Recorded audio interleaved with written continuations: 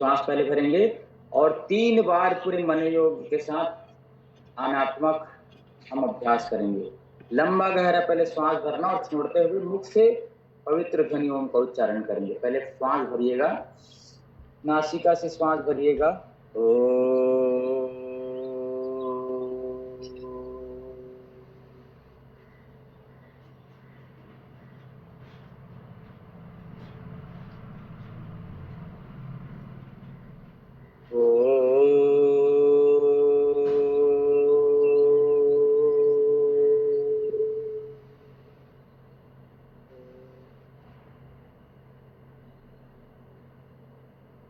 ओम भूर्भुवस्वः तत्सवितुर्वरेण्यं भर्गो देवस्य धीमहि धियो यो नः प्रचोदयात्।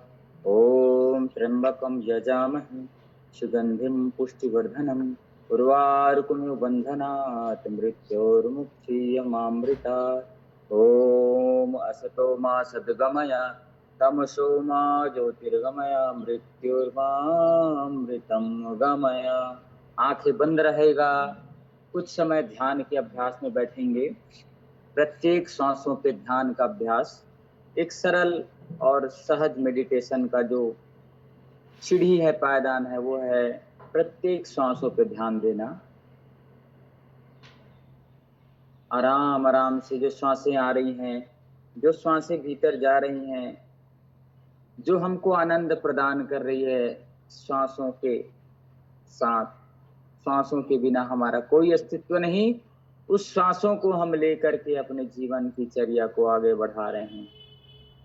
तो प्रत्येक सांसों पे ओम ओम का ध्यान, क्योंकि ओम है जीवन हमारा, ओम प्राणाधार है। ओम ओम का इसीलिए कहा जाता है कि ओम भगवान का निज नाम है। सबसे प्रमुख नाम भगवान का ओम है। कई और नाम हैं, जैसे हमारे ये अनेक नाम होते हैं, उसमें से हमारा एक नाम जो प्रमुख नाम होता है, जो हमारा आधार होता है, जो हमारे आधार कार्ड में होता है, वैसे ही भगवान का मेन नाम ओम है। तो उस ओम रूपी ब्रह्म को ध्यानना। योग का मूल उद्देश्य शास्त्र नहीं, अपितु समाधि की ओर है। जीते जी हम समाधि की ओर रहें। समाधि मतलब सुख दुख, जीवन मरण, लाभ हानि, यश अपयश, सब में हम अपने आप को सम रखें। इस स्थिति में पहुंच जाते हैं, तब वो व्यक्ति सच्चे शब्दों में वह योगी कहलाता है। दिखाने के लिए हमको बिल्कुल भी किसी चीज का अभ्यास नहीं करना चाहिए। प्रत्येक सांसों में फिर से ध्यान दीजिएगा। आराम आराम से श्वास, तस्य वाचकः प्रणवः का अभ्यास। विवेक वैराग्य के भाव में रहना, हमेशा स्वयं को दृष्टा साक्षी अवस्थी रख करके अनासक्त भाव से समस्त सुख का, शुभ के कार्यों को भगवान की सेवा मान करके करना। कर्तव्य का अहंकार व फल की अपेक्षा से रहित भगवान के प्रति करना। एक एक श्वासों पे ध्यान। ध्यान के समय इंद्रियों को अंतर्मुखी बनाना, मन में शुभ चिंतन हमेशा रखना। प्रकृति के सौंदर्य को महसूस करिएगा बंद आंखों से, और अपने आप को मानना कि मैं धन ऐश्वर्य भूमि भवन पुत्र पौत्र भार्या आदि रूप नहीं हूं। ये सब व्यक्त अव्यक्त सत्व मेरे स्वरूप नहीं है। मैं समस्त जड़ एवं चेतन बाह्य पदार्थों के बंधन से परे हूं, पर शक्ति भी मेरा स्वरूप नहीं है। मैं शरीर इंद्रियों तथा इंद्रियों के विषय शब्द स्पर्श रूप रस गंध आदि से रहित हूं। मैं मन तथा मन के विषय काम क्रोध लोभ मोह एवं अहंकार आदि वासना रूपी नहीं हूं। मैं अविद्या अस्मिता राग द्वेष तथा अभिनिवेश रूपी पंच क्लेश से रहित हूं। मैं आनंदमय ज्योतिर्मय प्रकाशमय शांतिमय परम सुखमय त्रिगुणातीत भावातीत शुद्ध स्वरूप आत्मा हूं। मैं अमृत पुत्र हूं। मैं उसी ब्रह्म की चेतना में अवस्थित हूं। जैसे बूंद समुद्र से आकाश की ओर उठती है, फिर भूमि पर गिरकर नदियों के प्रवाह से पुनः सागर में ही समाहित हो जाती है। सागर को छोड़ करके बूंद रह नहीं सकती। मैं भी आनंद के सिंधु परमेश्वर में बूंद से समुद्र रूप में समाहित हूं। वही विधाता हमें जीवन, प्राण, शक्ति, गति, ओज, शांति, सुख एवं समस्त भौतिक ऐश्वर्य प्रदान करते हैं। प्रभु ने हमें शक्ति, जन्म, आयु, शरीर, बुद्धि, शरीर के साधन, घर परिवार, माता पिता आदि सब दिया है। आनंद स्वरूप हूं ऐसे मानना। मैं ऋषियों का पुत्र हूं, मैं भगवान का पुत्र हूं। अहम ब्रह्मास्मि शिवोहम का भाव रहे, जीवन का आनंद दिया जाएगा। अच्छे से आंख को कोमलता से बंद, दोनों हाथ अच्छे से घर्षण करिएगा, जोरदार रफ करिएगा। सबसे पहले अच्छे से घर्षण करिएगा। सर्वप्रथम आंखों पे, चेहरे पे लगा करके धीरे से आंखें खोल लीजिएगा। योग को क्या है? योग अपने आप से और परमात्मा से जुड़ने का नाम योग है। तो आसन पहले करें या प्राणायाम पहले करें, ऐसे दुविधा हो जाती है कुछ चीज सीखते हैं तो महर्षि पतंजलि जी के अनुसार चलें। धीरे से गर्दन घुमा लीजिएगा आप लोग। तो अष्टांग योग के बारे में बताया गया है। यम, नियम, आसन, प्राणायाम, प्रत्याहार, धारणा, ध्यान और समाधि। गुरुकुलीय जब शिक्षा पद्धति प्रदान की जाती थी, भगवान श्री कृष्ण, भगवान श्री रामचंद्र जी के जमाने में, तो उस समय यम नियम को पालन करने के बाद आसन की स्थिति में जाते हैं। यम पहले ही बताया, अहिंसा, सत्य, अस्तेय, ब्रह्मचर्य और अपरिग्रह, ये यम है। यम के 5 प्रकार बताए गए हैं। उस यम को हम जानते हैं। यम का पालन करना, फिर नियम का पालन करना। धीरे से आंखें घुमा लेंगे 5 बार, सीधी दिशा में घुमा लीजिएगा, फिर 5 बार उल्टे दिशा में। यम, यम क्या है? यम के बारे में पहले बताया था। अहिंसा, सत्य, अस्तेय, ब्रह्मचर्य और अपरिग्रह। अहिंसा, हम देखते हैं चारों ओर अहिंसक वातावरण। कभी कोई किसी का कुछ कर रहा है, कभी कोई किसी का कुछ कर रहा है। सुनकर के मन को व्यथित होता है, लेकिन पूर्ण रूपेण जो योगी व्यक्ति होता है, वह सुख दुख, जीवन मरण, लाभ हानि सब में सम रहता है।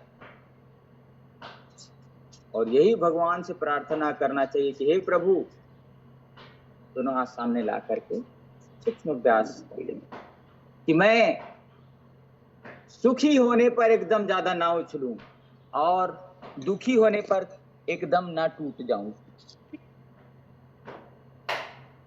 ऐसे भाव हमें हमेशा रखना है। हम थोड़ा सा खुशी हो जाते हैं तो आतिशबाजी करने लग जाते हैं, पूरे सबको अतिरेक में आकर के करते हैं। और दुख हो जाते हैं तो पूरा संसार, पूरा दुनिया को दुखमय कर देते हैं, सबको दुखी दुखी पहुंचाते हैं। तो ऐसा नहीं रहना चाहिए। दोनों हाथ सामने ला करके तो देखिए, तो योग के बारे में बता रहा था। पहले यम नियमों का पालन कराया जाता था, उसके बाद आसन में सिद्ध कराते थे। पहले आप आसन में बैठिए, आसन को सिद्ध करे। जैसे कोई पद्मासन में बैठा है, कोई वज्रासन में बैठा है, कोई स्वस्तिक आसन में बैठा है, उसमें कराते थे। उसके बाद प्राणायाम कराते थे, क्योंकि आसनेन भवेत दृढ़ताम, आसन करने से दृढ़ता होती है। भव मतलब होना, आसनेन भवेत दृढ़ताम, भव में आती है। हाथ सीधे रख करके करना है और हमेशा अपने शरीर के झाड़ू लगा करके ही हमको आसन प्राणायाम इत्यादि करना चाहिए। सबसे पहले तो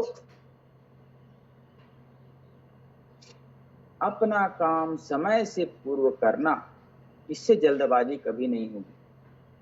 पहले ही बताया था चलिए घुमा लीजिएगा आराम आराम से। तो गर्मी के दिनों में हमको सबसे पहले प्राणायाम इत्यादि कर लेना चाहिए, फिर आसन करने चाहिए, फिर आप एक्सरसाइज करें।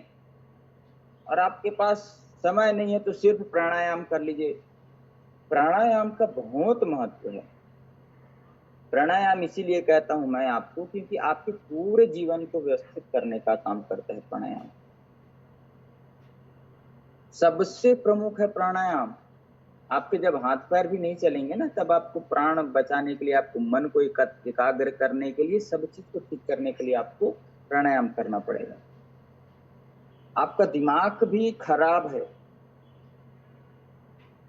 दिमाग कभी खराब नहीं होता, वो दूषित हो जाता है या उस समय वो ठीक से काम नहीं करता।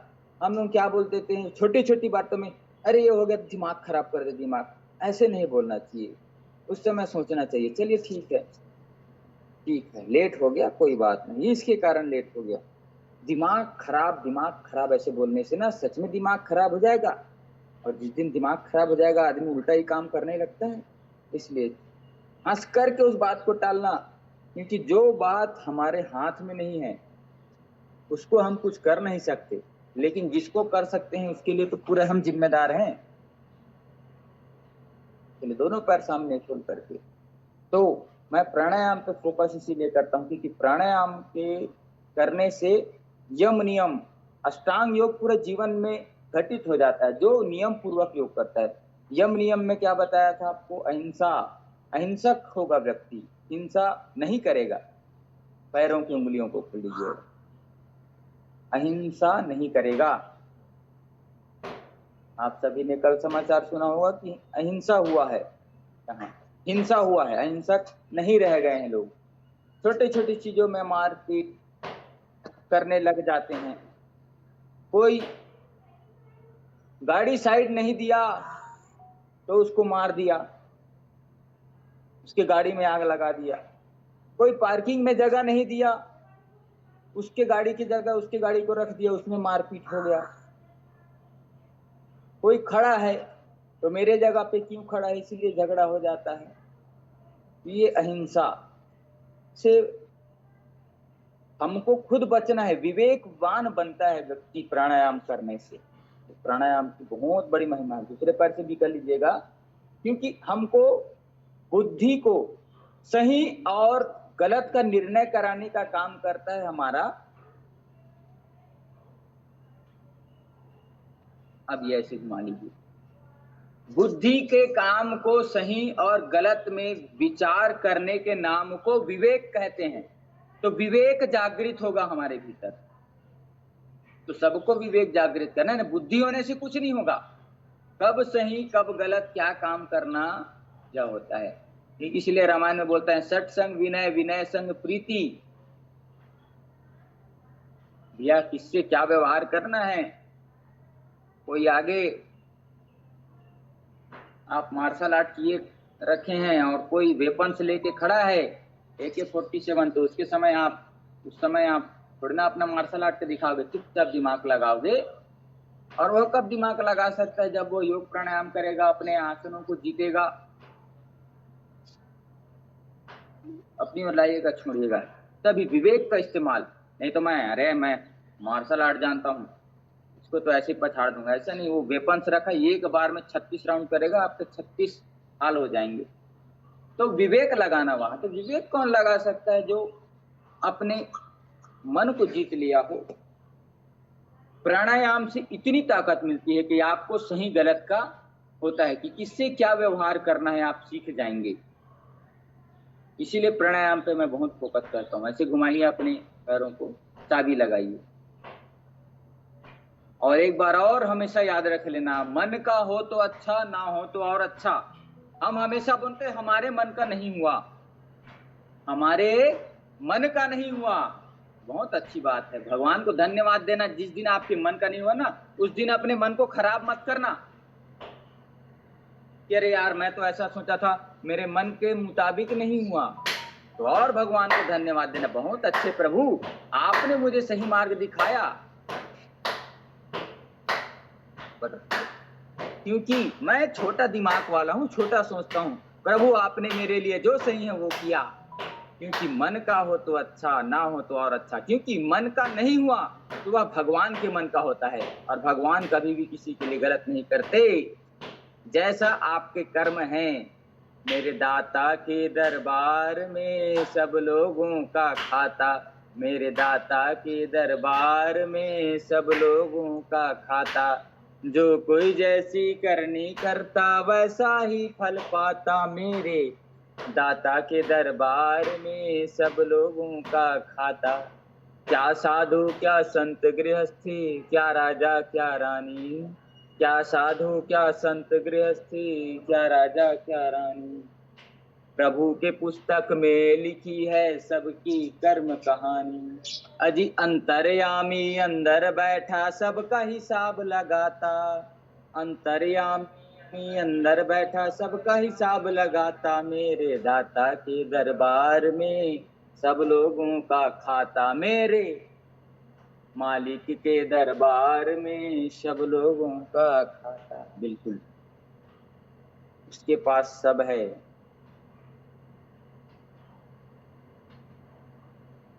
तो ऐसे हमेशा हमको ध्यान रखना है कि मैं जो भी कर रहा हूं उसका हिसाब रखने वाला मेरे भीतर ही, मेरे घट में ही। इस शरीर को मंदिर रूपी कहा गया है। यह शरीर एक मंदिर है, तो मंदिर में कौन बैठता है? भगवान बैठते हैं। चलिए अब कानों को खींच लीजिएगा थोड़ा ऐसे, एक पॉइंट को ऊपर, पॉइंट को 5 बार ऐसे खींचिएगा, सबसे ऊपर की भाग को, फिर दूसरे उसके जस्ट नीचे 5 बार। अष्टांग योग की बहुत उपयोगिता है आज के जमाने में। व्यक्ति प्राणायाम करेगा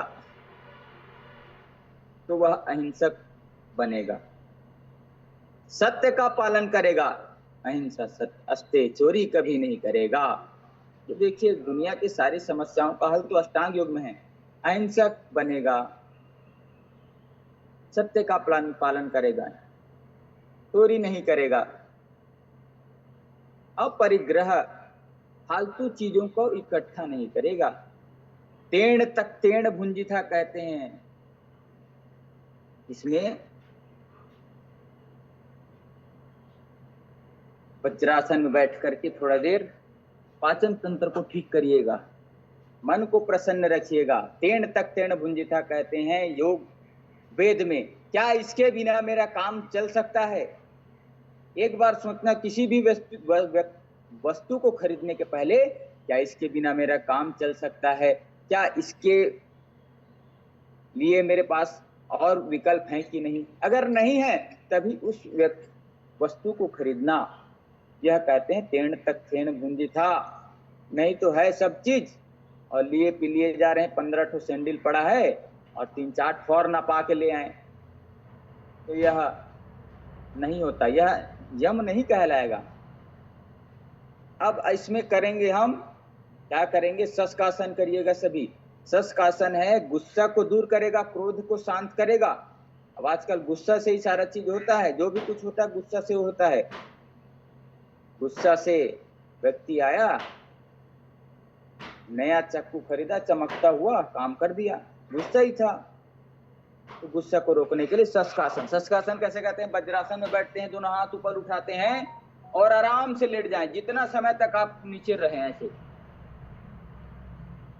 हाँ, लेकिन भैया जिसको कमर में दर्द है आगे मत झुकना, कमर का दर्द बढ़ जाएगा। जिसको कमर में दर्द नहीं है वही आगे झुकेंगे, और जिसको हार्निया और हाई बीपी है वो पीछे झुकने वाला ज्यादा अभ्यास ना करें। आराम से रुके रहिए, जितना समय आपको लगता है लेटे रहिए, माथा को जमीन पे लगाइए, विश्रांति का अनुभव करिए जितना समय हो सकते। आराम से मन को, इससे क्या होता है? क्रोध शांत होता है शस्कासन करने से। शशांक आसन भी कहते हैं इसको। तो इससे आत्मा शुद्ध होती है। आराम से रहना, अखंडता का भाव आएगा। और जब लगे कि मैं ऊपर उठने का मन कर रहा है तब ऊपर उठिएगा। जितना समय तक रहेंगे उतना आप धरती से, धरती माता से जुड़े रहेंगे। और धरती क्या है? सबसे ज्यादा सहनशील धरती है। सहनशीलता का भाव माँ धरती पे है, धरती माता पे सर रखने का प्रयोजन, और आराम से ऊपर उठिएगा ऐसे। और फिर से एक बार करेंगे, उसके बाद इसके विपरीत करने वाला आसन करेंगे। पहले भी बताया, छोटी छोटी बातें आपको बार बार बताते रहूंगा। आगे झुके तो पीछे झुकना जरूरी, दाएं झुके तो बाएं झुकना। एक बार फिर से झुकेंगे, मन को शांत फिर करेंगे और आत्मा को शुद्ध करेंगे। तो यम की बात किया, नियम शौच संतोष तप स्वाध्याय ईश्वर प्रणिधान नियम है। ब्रह्मचर्य का पालन करने वाला व्यक्ति अपने इंद्रियों को हमेशा भगवान के चरण पे लगा के रखना, या देश समाज और राष्ट्र के लिए रखना, शोषित पीड़ित दलित व्यक्तियों के लिए, जहां पे कोई नहीं जाता, जिससे व्यक्ति हमारे धर्म को छोड़ करके दूसरे धर्म में प्रवृत्त हो जाते हैं लालच देकर के, वैसे लोगों के पास पहुंचना, जो दुखी हैं, जो व्यथित हैं, उनके पास जाना, उनकी सेवा करना। तो आपको गलत काम करने का, गलत इंद्रियों के भोग करने का मन बिल्कुल नहीं करेगा। आप अच्छे काम करिए, अच्छे जगह पे रहिए, अच्छे समय आपको बच रहा है तो अच्छे चीज पे लगाइए। सोचिए कि मेरे आसपास, मेरे घर के आसपास, मेरे पार्क के आसपास कौन दुखी है, जिसको सही में आवश्यकता है, जिसको इलाज की जरूरत है, जिसको सही मार्ग की जरूरत है, वैसे व्यवस्था करिए। जब थोड़ा झुक करके पीछे झुकने का अभ्यास, जितना हो सकता है झुकिए, जितना हो सकता है झुकना, जितना हो सकता है। आप इतना झुक सकते हैं तो इतना, क्योंकि आगे झुके, और पूरा जो पीछे पूरा झुक सकते हैं, पीछे ऐसे झुके।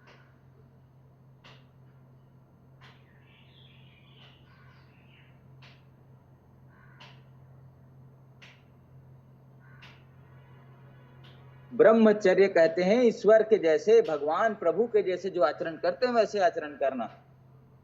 नियम, यम हो गया नियम। शौच संतोष तप स्वाध्याय और ईश्वर प्रणिधान को नियम कहते हैं। चलिएगा अब हम बढ़ते हैं आगे। गर्मी के अनुसार, अभी बताया ना, मौसम के अनुसार करना चाहिए।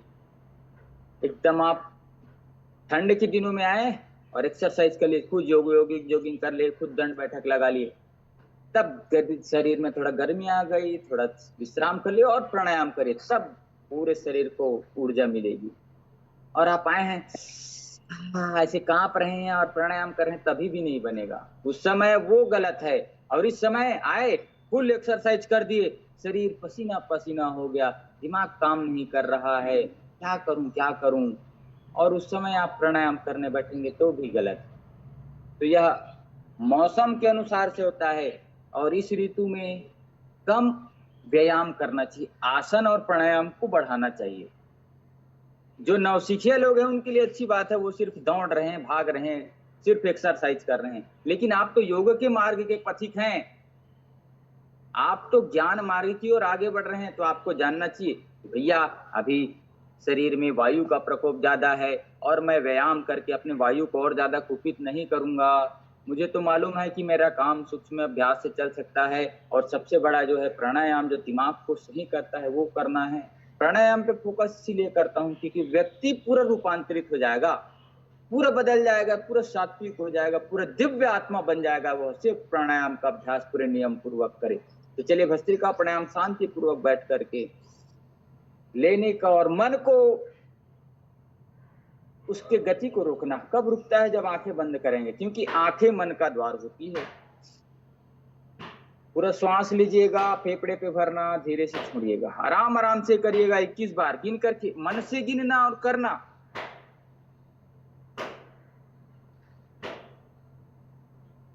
शौच पूरा रखना, मन की शुद्धि करना, तन की शुद्धि करना और आत्मा की शुद्धि करना। शुद्धि क्रिया बहुत जरूरी है। शौच क्रिया कहते हैं इसको। शौच से पूरे शरीर की गंदगी बाहर निकालना चाहिए, पूरे शरीर की गंदगी बाहर निकले, और मन की भी हो। मन का कब निकलेगा? जब हम अच्छे ग्रंथों का अध्ययन करेंगे, अच्छे लोगों के बीच बैठेंगे, सत्संग करेंगे।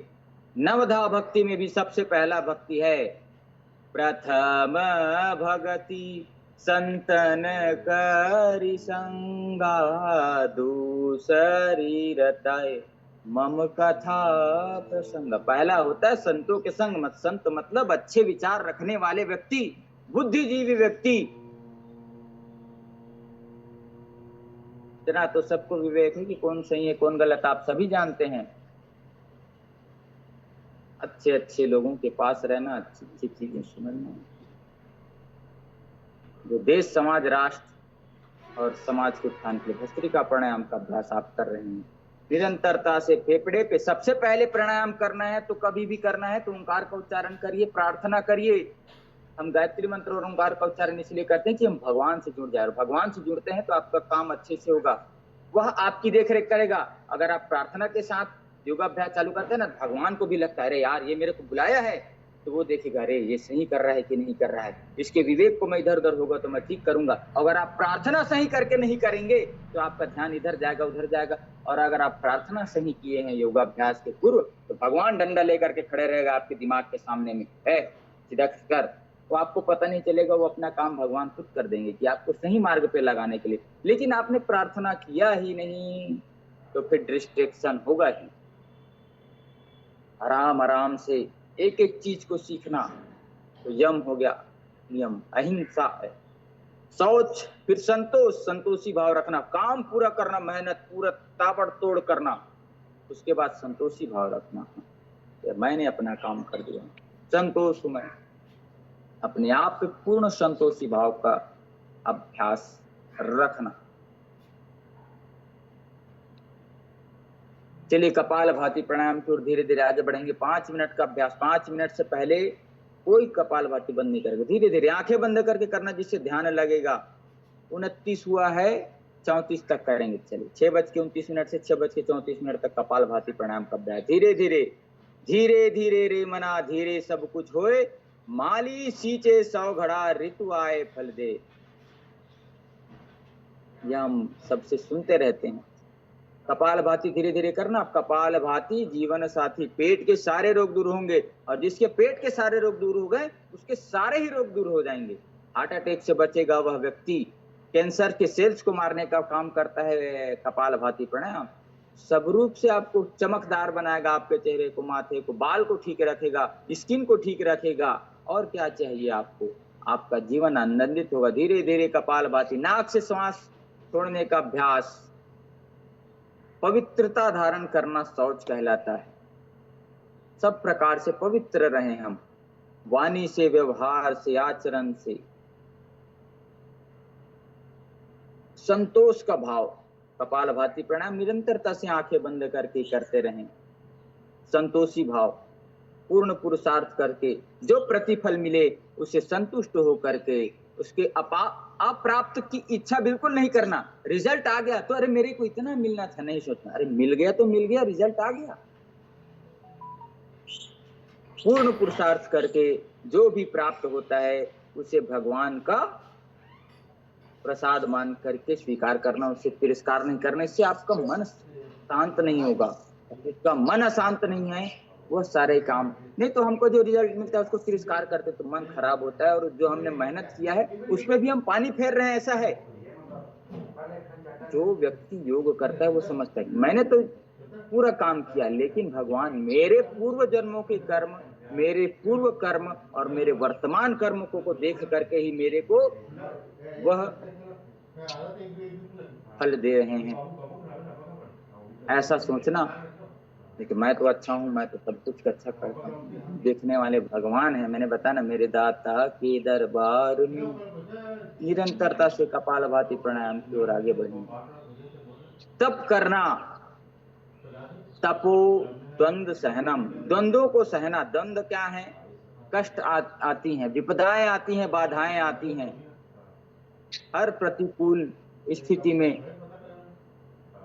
भूख प्यास, सुख दुख, हानि लाभ, मान अपमान, निंदा स्तुति, सत्कार तिरस्कार, जय पराजय, सब में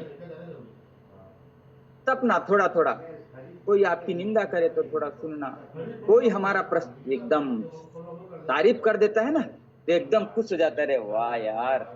और कोई निंदा कर देता है तो एकदम दुख में हम चले जाते हैं। तो ऐसे योगी का भाव नहीं रहता। हम अपना कंट्रोल अपने पास रखें, कोई हम दूसरे के पास अपना कंट्रोल मत रखें कि कोई हमको तारीफ कर दिया तो हम खुश हो गए, अरे, और कोई हमको गलत बोल दिया तो हम दुखी हो गए। ऐसा नहीं। हमको जानते हैं कि हम कैसे हैं, हम हमारा भीतर क्या है, सब जानते हैं हम। दूसरे के पास रिमोट दे के मत रखो कि हमारी तारीफ कर दी तो हम खुश हो गए। ऐसा नहीं, अपने आप को तपाना है। इतना सुख दुख जीवन मरण लाभ हानि सब भगवान में, सब में सम रहना, जय पराजय। क्योंकि जीवन है तो मरण है, लाभ है हानि है, आए हैं तो जाएंगे, हारे हैं तो जीतेंगे, जीते हैं तो हारेंगे। कभी हमारा सम्मान हुआ तो कभी अपमान भी होगा, इसके लिए तैयार रहें। कभी हमारे को सब अच्छे बोले तो कभी हमारे लिए बुरे भी बोल सकते हैं। स्वाध्याय करना, अपने आप को जानना कि मैं क्या हूं। मैं नित्य शुद्ध बुद्ध मुक्त आत्म स्वरूप व्यक्ति हूँ। कपालभाति निरंतरता से करते रहेंगे और अपने आप को जानना कि मैं क्या हूँ, मेरे जीवन का लक्ष्य क्या है और मैं क्या कर रहा हूँ। क्योंकि जिस व्यक्ति का जीवन का लक्ष्य नहीं रहता वह फिर किसी भी चीज के लिए काम नहीं करता। वो काम क्या करेगा, उसको लक्ष्य ही मालूम नहीं है। कपाल भाती प्राणायाम पूरा करना है। 1 मिनट का अभ्यास और बचा है। मैं पैदा किस लिए हुआ हूँ और क्यों पैदा हुआ हूँ, इसको सोचना, इस पे अध्ययन करना। तो गीता सबसे बड़ा मार्ग है। भगवान श्री कृष्ण इतने तपस्वी रहे होंगे कि दोनों तरफ सेना तलवार भाला लेकर के खड़ी, और भगवान श्री कृष्ण चंद्र जी उसी समय गीता का उपदेश कर रहे हैं। कितना सम्मोहन रहा होगा कि उस समय दोनों, एक तरफ तो समझ गया तो अच्छी बात है, वो उसके लोग हैं, लेकिन दूसरे ओर के जो योद्धा हैं वो भी समझ आ गए कि परम परमात्मा शिव जो कि भगवान श्री कृष्ण जी आ गए हैं, कुछ बातें बता रहे हैं, उसको सुनते हैं। ऐसा कुछ उस समय हुआ। कितने दिव्यात्मा थे। तो कुछ दिव्यात्मा लोग आते हैं ना, तो कितने भी, जैसे अंगुलीमाल की जो बात आती है, अंगुलीमाल ऐसा व्यक्ति था जो सबके लोगों को जितने भी मिलता था उसको मार काट के समाप्त कर देता था, और उसको उंगली को काट करके माला बनाता था कि मैंने इतनी उंगलियों व्यक्तियों को मार दिया। और वैसे के सामने बुद्ध जी प्रकट हुए तो इतना क्रोधी व्यक्ति भी एकदम शांत हो गया, एकदम एकदम ज्यादा पूरा समर्पित हो गया उंगलीमाल, और आगे बनते एक साथ। तो वैसे ही हमको अपने आप को, अपने तन को, मन को स्वाध्याय करने चाहिए। अच्छे ग्रंथों का अध्ययन करना चाहिए। योग के बारे में पढ़िए, योग की इतनी, अष्टांग योग के बारे में बताएं तो अष्टांग योग पढ़िए आप, लय योग पढ़िए, ध्यान क्या है ये पढ़िए, आसन क्या है ये पढ़िए। चलिए अब अनुलोम विलोम प्राणायाम की बारी आ गई। आराम आराम से अनुलोम विलोम, आंखें बंद करके सहजता पूर्वक पूरे भाव से जब एक नासिका से श्वास लेते हैं तो ये सोचना कि शुद्ध ऑक्सीजन मेरे भीतर जा रहा है। अब जब श्वास छोड़ेंगे तो ये सोचना कि मेरी बीमारियां, मेरी बुराइयां बाहर जा रही। फिर जब श्वास भरें तो ब्रह्मांड की सारी ऊर्जा मेरे भीतर आ रही है, और सारे दुर्गुण, सारे विकार मेरे से बाहर जा रही है श्वास छोड़ते समय। ये था, आंखें बंद रहेगा, सहजता से, कोमलता से बंद रखेंगे।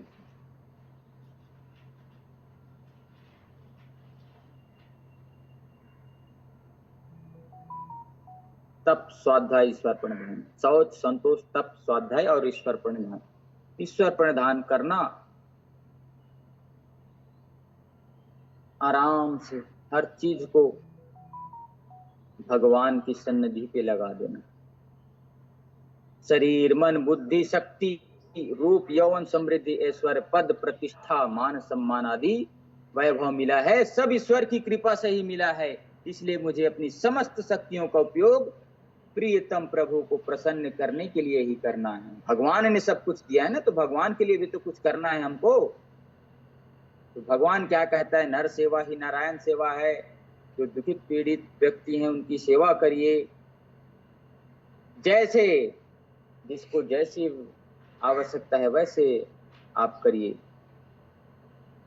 जो भी कर्म कर रहा हूं प्रभु को अर्पण कर रहा हूं, इतना समझ करके करेंगे तो आपसे गलत काम कभी होगा नहीं। हे प्रभु मैं ये काम कर रहा हूँ, आपको समर्पित है। गलत काम करके करेंगे तो फिर उसका तुरंत फल मिलेगा। तो ऐसे बाधाएं भी आएगी इस मार्ग पे, बहुत बाधाएं आती, तो बाधाओं को मुक्त करने का काम प्रार्थना करिए भगवान की। प्रभु मैं इस मार्ग पे पड़ रहा हूँ, किसी भी मार्ग पे अब हम आगे बढ़ते हैं ना, तो बाधाएं बहुत आती हैं। तो बाधाएं कब रोक सकती हैं आगे बढ़ने वालों को, और विकदाएं कब रोक सकी हैं मरकर जीने वालों को। तो हमको घबराना नहीं है। जिसने मरना सीख लिया है, जीने का अधिकार उसी को। जो कांटों के पथ पर आए, फूलों का श्रृंगार उसी को। जिसने मरना सीख लिया है, जीने का अधिकार उसी को। प्राणायाम ध्यान पूर्वक करते रहेंगे। और मैं छोटे बच्चों को समझाते हुए कहता हूँ, जो बात बड़ों की माने वो बच्चे अच्छे होते हैं। जो बात गुरु की माने वो शिष्य अच्छे होते हैं। नहीं तो मम्मी पापा रोते हैं, क्योंकि कैसे नालायक को हमने जन्म दे दिया। भगवान भी सोचेगा अरे ऐसे नालायक को मैंने जन्म दिया है, वो रोएगा फिर, क्योंकि बड़े की बात नहीं मान रहा है, गुरु की बात नहीं मान रहा है, तो फिर गया, उसका जीवन व्यर्थ है। जो बात बताया जाए उस पे हमें अमल करना है। हमारे गुरु, हमारे सद्गुरु, हमारे माता पिता हमारे भले के लिए ही करते हैं। भला किसी का कर न सको तो बुरा किसी का मत करना। पुष्प नहीं बन सकते तो तुम कांटे बनकर मत रहना। सिर्फ भजन सुनने से नहीं होता, एक एक शब्द को समझना है। कुछ नहीं कर सकते या तो किसी का बुरा मत करिए, किसी का हेल्प नहीं कर सकते तो उस पे हेल्प करने वाले पे उंगली मत उठाइए। चलिएगा, इन्हीं शुभकामनाओं के साथ आप सभी अष्टांग योग का अच्छे से अध्ययन करें, अच्छे से गहन चिंतन करें, अच्छे से मनन करें, प्राणायाम ध्यान पूर्वक अपने जीवन की यात्रा को परमार्थ की यात्रा में बदलें। इन्हीं शुभकामनाओं के साथ आपके भीतर बैठे हुए इस परमात्मा के मैं सादर प्रणाम करता हूँ। ओम शांति शांति शांति। सभी को ओम, सभी को प्रणाम। अपने अपने जीवन के लक्ष्य की ओर आगे बढ़ें, अपने कर्तव्य का पालन करें और देखिए कि मैं क्या हूँ, मैं कैसे हूँ। उस दिव्य रूप को आप धारण करें, भगवान के जैसे बने, जैसे बनना है, जितना बनना है 1% 2% जितना बन सके अच्छा बनिए। तब आपका उद्धार होगा, आपके परिवार का उद्धार होगा, आपके समाज का उद्धार होगा, आपके राष्ट्र का उद्धार होगा और विश्व में शांति आएगी। इन्हीं शुभकामनाओं के साथ आप सभी का दिन मंगलमय एवं कल्याणकारी हो।